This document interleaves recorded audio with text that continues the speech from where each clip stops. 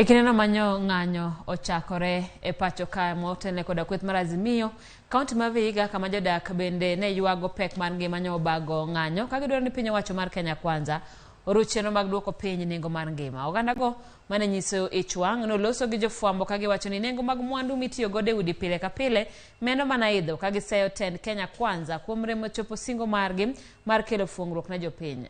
Kane giloso kinde mane giwuotho ka gichomo e Busakami ka giwacho ni ka gichomo Luanda, oganda go wacho ni kata mana mbolea ma nengone oyweyo pok ochopo negi.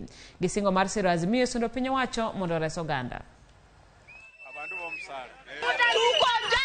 Maisha imetushinda, tuko na watoto, kuna wamama wana mabwana, maisha imewashinda, unga iko juu, CBC ndio hiyo, imetushinda. Ukienda huko nunua desk, nunua nini, mama haiwezi. Mmekuja kugombana na sisi mpaka kwa jikoni, gasi imepanda. Unataka tukule nini bwana president?